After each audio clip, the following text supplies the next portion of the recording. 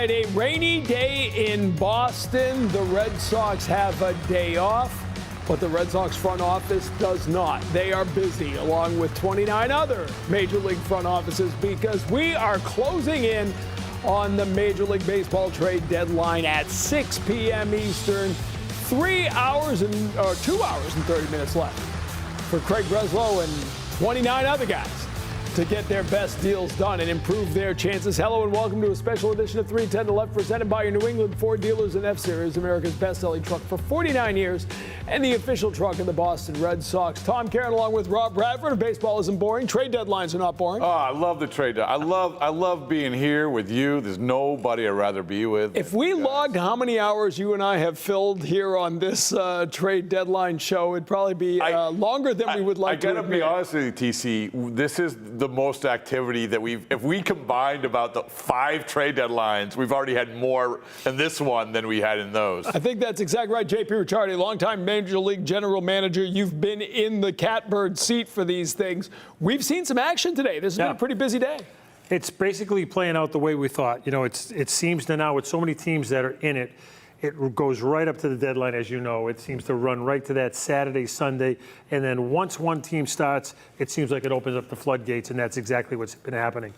All right, the Red Sox making their big move within the last hour as they make a deal with the Baltimore Orioles. Adley Rutschman, the catcher, has been acquired by the Red Sox. Carlos Narvaez, Anthony Ianson, Kyson Witherspoon, Endy Azokar going in return.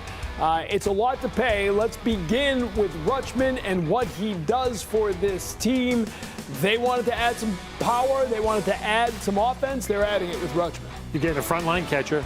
You're getting a perennial all-star. You're getting a guy who is a little bit banged up, but when healthy is a very, very good player. And not only do you have him for the rest of this year, for the pennant drive, you also have him for next year. Is it too much to pay? No, I never say it's too much to pay, because I'll come back to what they were saying since November. Our goal is to be a World Series team. That you need to make World Series moves at this time of year. You had earned the right to do that. That clubhouse had earned the right to actually add those type of players. So this is a World Series or bust type of move. And this is, as JP knows, man, like, this is the cost of doing business. It is what it is. I don't want to get caught up in wins and losses of trades, because how many times, even the biggest trades that we've seen, the Chris Sale trade, whatever, we say, oh, well, you can't give that up. And then 4 years later, oh, well, it was definitely worth it. I think that for the way that this team is constructed, guys, what you needed was this sort of personality, this sort of presence, this sort of message. And by the way, you got a great potential mustache in Jake Rogers as well. So, which I'm sure was the finalizing part of the deal to get this done. There had been reports that it was 5 players going in return. It's 4 players plus a player to be named later.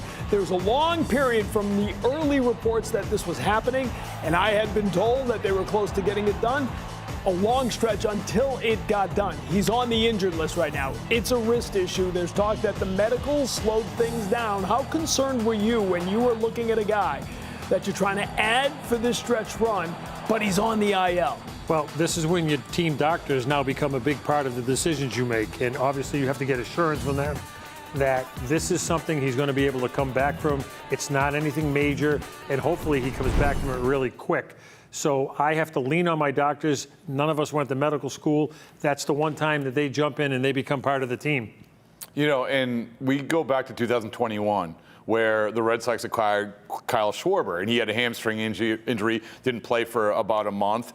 They had to get some assurance, hey, listen, this isn't going to be something that's going to linger through September and into October. Now, the difference is, you know, I would feel a whole lot better if it was a hamstring instead of a wrist. Right. But at the same time, to your point, JP, this is the Red Sox medical staff is part of this deal. The Red Sox medical staff has been part of this season. Woo. Let's be honest with you. No doubt about that. There was a lot of pressure there coming back to when they agreed to this, which is seemingly early in the day. All of a sudden, the pressure came on this group of people who have already come under the microscope in this season. You mentioned Schwarber, and I think that's a great comp to bring up, right? Because for 2-3 weeks after that trade, people were getting frustrated. You might got a guy, is he ever going to play for this team? Right. And he wound up being exactly what that team needed. They went from nowhere to 2 wins away from a World Series. Can Rutschman have that kind of impact with the team? Well, no offense to Wong and Narvaez, but he's a major upgrade. This is a perennial all-star. When this guy's healthy, he's a really, really good player. You can bat him in different parts of that lineup. He's a switch hitter. He brings a lot of flexibility to the lineup. I think it's a great move by the Red Sox, and I think, look, you're either in it to win it or you're not. And this was a step that they say we're trying to win this thing. If you don't know Adley Rutschman, first pick overall, obviously a 3-time All-Star. As we said earlier, a switch hitter.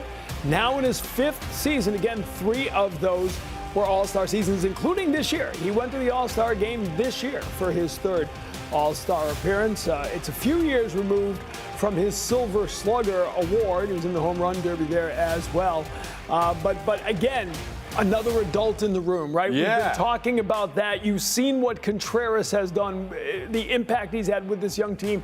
You're going to have another guy who's been to the playoffs, who knows what it's like to get over the finish line. Yeah, and I would be remiss if I did not quote a great man who said, worry about what you're getting and not what you're giving up. That's a great man sitting right here. That's beautiful. But it's true. What you're getting is exactly that, TC. Not only a good player, a useful player, but a guy who is an adult in the room, who is a leader. All you have to do is watch Adley Rutschman when a pitcher finishes his half inning.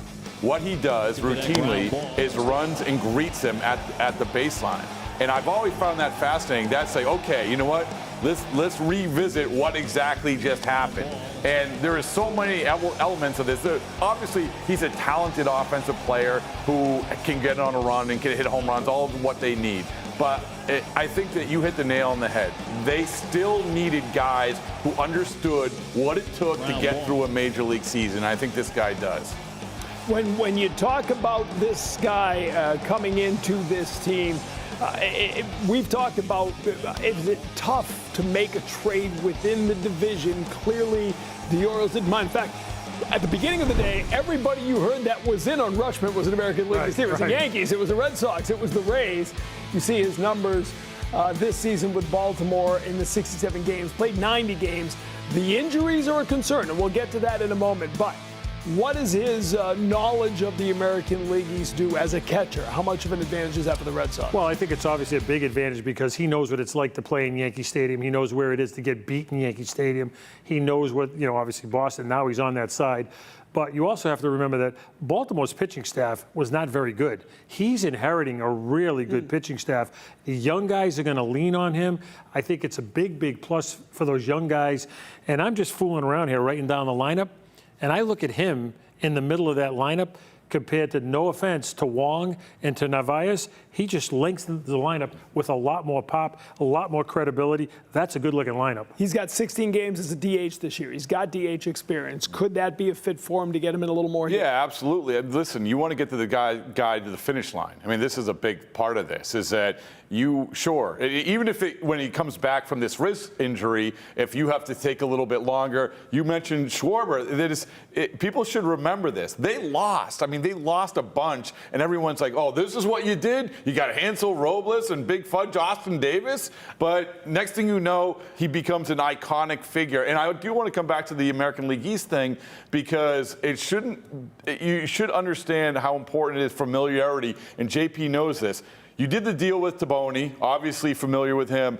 Mike Elias and Craig Breslow played together at Yale. They are legit friends. They are former college teammates. And I think to do something like that, to understand each other, their language, they're talking. Elias, when they're at spring training, they're hanging in the same suite. Again, you would know better than I, but I think that goes a long way to find those guys in the game that you feel comfortable with. Well, I think that's a really good point, because familiarity sometimes allows you to be able to make those trades. But in fairness to the Red Sox, you got to take your hat off to their scouting and their player development, because without them, they don't have the people to make this trade. And I don't care how familiar you are with anybody. If you don't have players, the other guy's not going to make a trade with you. So the scouts and the player development, people deserve a tip of the cap. Can we also just pump the brakes, as you like to say, and stop on how much they gave up. As you said, forget about who you gave up. This is what the Red Sox used to do. It's the cost of doing business. But they haven't been like this in a while, right? You haven't seen them. And you could say, it was Connolly early too much to give up for Curtis Mead. Maybe, but I'd rather have a team that is in the hunt and is willing to give up trade capital, prospect capital, to get a guy that puts them over the edge. That means they're trying to win now. I've had enough of prospect rankings. I want parades. I love it. I love it. You know, the one thing I think we've gotten away from in our game, nobody talks about winning. And that's what this trade is all about. It's about winning. The players have earned the right to put themselves in the position. The front office has done a great job of complimenting them, and they're trying to win. It's refreshing instead of hearing process and asset acquisitions, It's just a great, great baseball move. You know, what's good for business, and the team that you just played is the best example, is winning the World Series or even being in the World Series. That's what's best for business. And when people can get their head around that, that's when you understand, okay, this is how you make deals like this. And I agree with you about the development of these guys. Let's not forget, we can talk about Anthony Ianson now, but he was a third-round pick. Like, good for them for identifying him, developing him, getting him at peak performance when everyone's like, oh my goodness, this guy's throwing 100. And then you also draft a guy in the first round, which in Kyson Witherspoon, that people actually want. And you know what people don't realize, Rob, is part of drafting players is having them for the ability to trade them. And that's what they've done. I think and you just saw the Blue Jays do that with their As long as you have the faith that you can continue to draft and develop behind them. Braden Montgomery, another example. Now you have, look at the first round picks they've had that they've traded. Kyle Teal, Braden Montgomery, Kyson Witherspoon. It's okay because you know where you've landed? You've landed as potentially the best team in the American League with a legitimate chance to be in the World Series. All right, so let's talk about the pitchers they gave up. Did they give up too much? Ianson was their top pitching prospect, the Red Sox. Witherspoon, their second-ranked pitching prospect. So you've given up your top two pitching prospects. What is Baltimore getting? Well, they are legitimately getting two guys who could be in the rotation, maybe even next year, at some point next year. Now, I will say this. I do think that they maybe are selling high on Ianson. Because Ianson got all kind of buzz early in the year when you had the prospect game and he threw 100. Then he just kept dominating. He gets moved up to Portland, does really, really well there. But talking to a scout who just saw him the other day, maybe hit a little bit of the wall. Not to say that he's not going to be a major league rotation guy, but maybe not. The truth is always somewhere in the middle here. He's not going to be throwing 100. He was sitting between 93 and 95. And then Kyson Witherspoon is a guy who, there's a reason why you're drafted in the first round. Even though he got off to a slow start, everyone understands the potential that they have. So, yeah, I mean, I think Baltimore did really, really well here. He did start off struggling, Witherspoon did. But now seems to have gotten it together. And again, first-year pro. There's only so much you can read into because these teams now will get them. Like last year, he never pitched in a game. They worked with him. They tinkered with him. They want to get more velocity out of these guys. So it's hard to look at early results for a pitching prospect. Yeah, and Baltimore's in a position where they have no pitching in their system. So it's easy for them to go out and take chances on prospects because it's all upside guys for them. And this is exactly what they have to do to replenish their system. I like the arms. I like what I see. I see a lot of Josiah Gray from the Reds, or the Nationals. With Ianson, I'm sorry. Yeah. I see a lot of comparison, both body-wise and delivery-wise. But look, they don't all pan out. No. They don't all pan, especially pitchers. You're talking about setbacks. You're talking about not making adjustments. You're hoping they go up the ladder and do everything you want them to do. But they're going to hit a bump in the road, and this is why you have the prospects. It's the thing, the Dombrowski thing. And he did it again, in this Luis Arraez trade. It was going to be brought up again, where he gave up somebody who everybody in baseball really, really liked. But if you go through Dombrowski, even last year with Duran, getting the reliever in Duran, okay, Mick Abel might be a good starter, but is he going to impact what the Phillies are doing right now? And that's the challenge. Is it going to impact you winning? And for the Red Sox, even with Crochet on the shelf, and even with Braden Montgomery and Kyle Teal and Chase Maidroth doing well, listen, you're going to live without those guys. Yeah, they gave up a lot for Crochet prior to last year, but they don't make the playoffs without Crochet last year. And again, he's injured right now. But you've got him. You locked him up. Maybe they extend the Rutschman here as they get him. But the point is, you would do that. I would do that Crochet deal 10 out of 10 times. And you know you gave up good players. They're going to be good players, but you got Garrett Crochet. You need major league players. You need good major league players to win. You need talent plays in the big leagues. It's not just acquiring players. It's acquiring talent. I remember a bunch of years ago, I went to see the Bundy kid that went #1 with the Orioles. Bundy, yeah. I have never seen a better free agent pitcher than that kid. Mediocre big league career, right? Yeah. So, and it's nothing against the kid, just a lot of setbacks along the way, and sometimes you just don't know how they're going to pan out. I hope both these guys pitch 10 years in the big leagues, but you got a quality major league player. And to come back to what we said, seemingly a perfect fit for what you need. And not only position, not only in offensive profile, but in terms of the message and the image and the personality of what this group, this collection seemingly needs. All right, what does this mean to the catching situation now? A year ago, Narvaez was 6th in the Rookie of the Year voting, a Gold Glove candidate, not far off in the catching. Connor Wong had a down year last year, but now you see him hitting again. The hands are back. He had both hands were a mess last year. So how much does Connor Wong get to be a part of this now with Rutschman coming? Not a lot. There's a reason they got Adley Rutschman, but Connor Wong, in a world of this world of baseball right now, catching is really, really thin. I mean, it's super thin, and this is why everyone was obsessing over Liam Hendricks, who went to Tampa Bay, and why the Yankees were obsessing over Adley Rutschman or finding Hunter Goodman, how much it was going to cost to get him. So Connor Wong has drawn interest from different teams. And who knows? I don't know what's going to happen. Maybe Connor Wong, they just got Jake Rogers. Who knows if he's going to be part of a deal? I don't know. But I know that Connor Wong is a valuable guy, not only to the Red Sox, but if they do decide to move on from him, teams want him. I mean, there's a reason. He's not going to be, and no doubt about it, starter, but he's a legitimate major leaguer. Really good backup catcher in the big leagues. Athletic, calls a good game, blocks the ball well, throws well, swinging the bat better now that he's healthy. I think they kept the right guy. I think the other guy is really going to struggle offensively. I don't see the offensive profile. I think they figured him out from an offensive standpoint. And I think, he had his best year last year. I think offense is always going to be a challenge for Narvaez. I like him defensively, but I think they kept the right guy because if you ever DH Rutschman, you got a perfect guy to step in there. And I think perfect world, Rutschman's probably going to play in maybe 40 of the 50 games left. Perfect, Wong for 10 games. He becomes an even better player.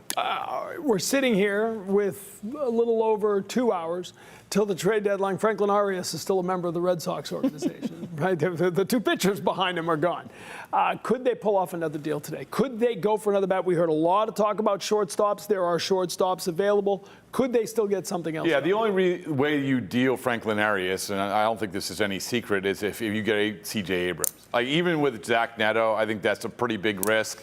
And in terms of the upside that Arias has, and listen, if they deal Franklin Arias for Zach Neto, then they are obsessing over pull side power more than they should, to be perfectly honest with you, because Arias doesn't pull it as much, Neto does, but still the upside of what he represents, unless you're getting C.J. Abrams, no thanks. Yeah, I agree with Rob. I think he's 100% hit the nail right on the head.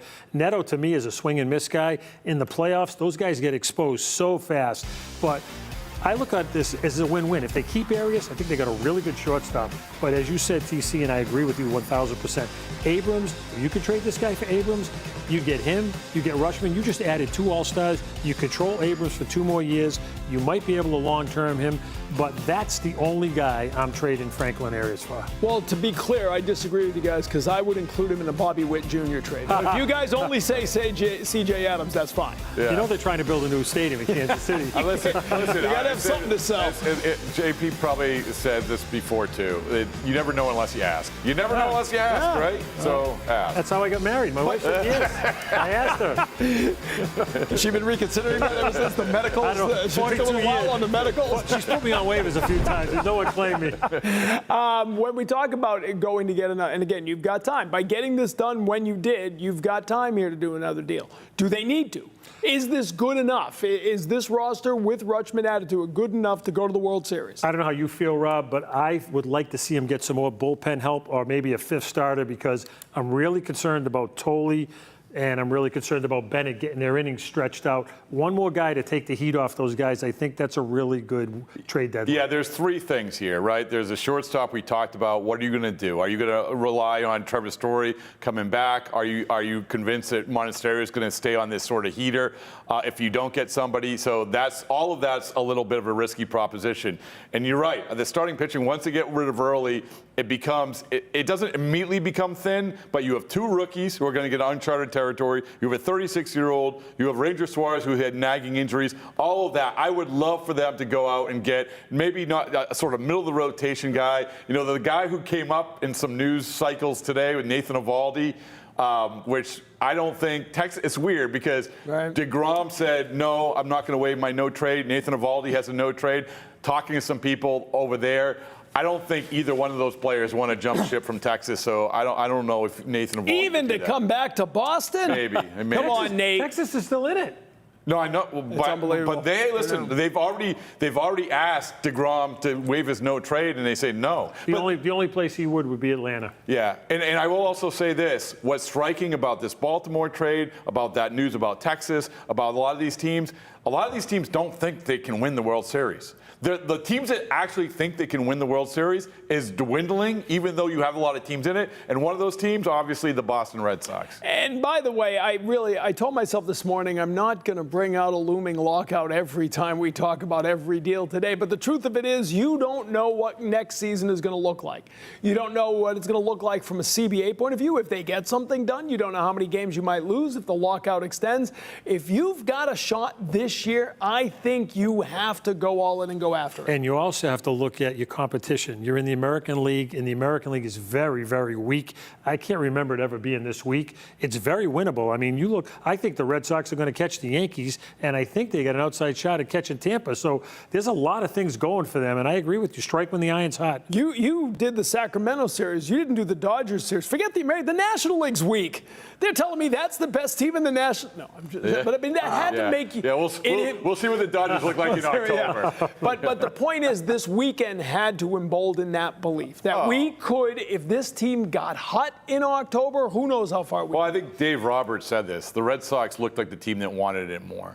And, you know, listen, we understand the Dodgers don't need to want it. They can cancel a drone show and nobody cares, which is exactly what happened because they go out and trade Tarek Skubal. Yeah, that's called ground cover. Yeah. Attention, there's no drone. However, coming through gate B. Yeah, I mean, everyone walked out there, oh well. We waited around for an hour, no drones, we got Tarek Skubal. All right, here's where you stand. To your point, you're now 2 back of the Yankees in the loss column for that top wild card spot. And I said coming into this season, that the bottom, the rung to clear for this regular season is getting a home playoff game back to Fenway, right? That's the next step from last year. That doesn't mean it doesn't mean you're satisfied with that, but that has to be the goal of the regular season, right? It's not enough to go back to the wild card on the road, lose on the road, and never. You got to bring playoff baseball back to Fenway Park. You know how you do that?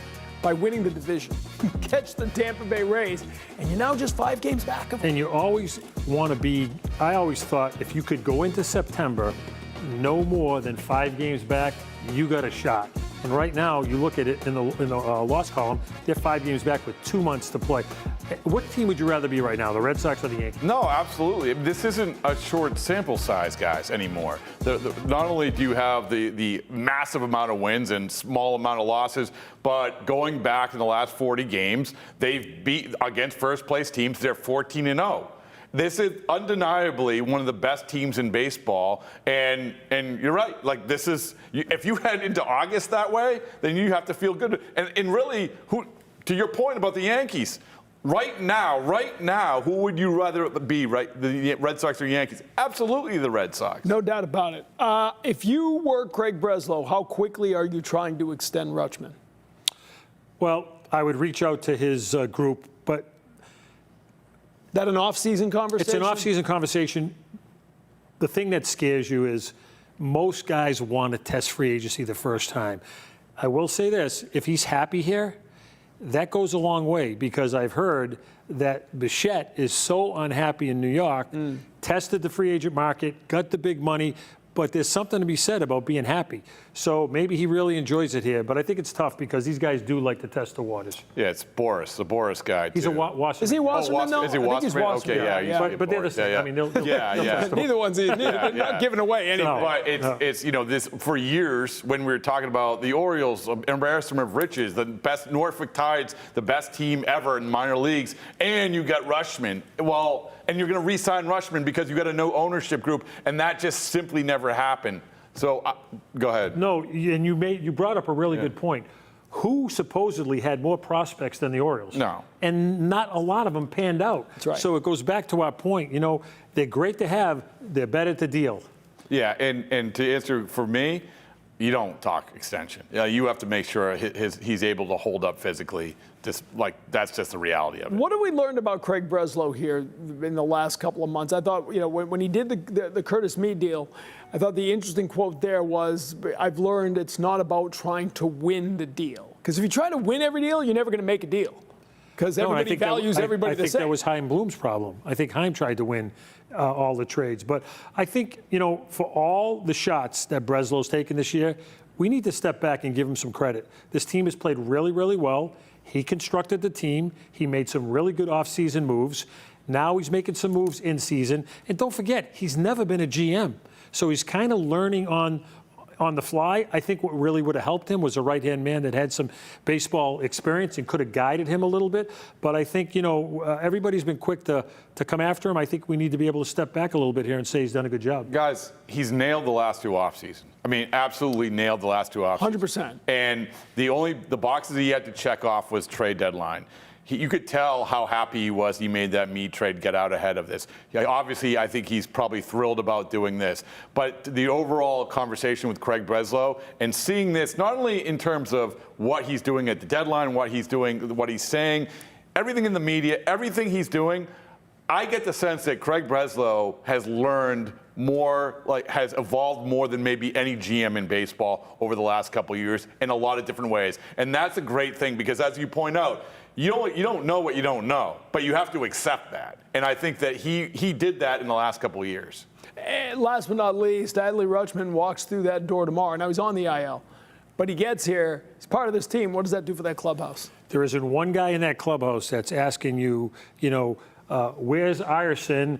Where's Weatherspoon? They're seeing a big league all-star walk through that clubhouse, and there's no greater feeling than knowing some cavalry's coming. Yeah, and being in that clubhouse the other night after the Schoolville thing went down, that place was buzzing. Okay, what are we going to do? What are we going to do? And the overall tone was, I'm paraphrasing, but we don't care about the minor leaguers. Tell us how you're going to help us win the World Series, and this obviously does that.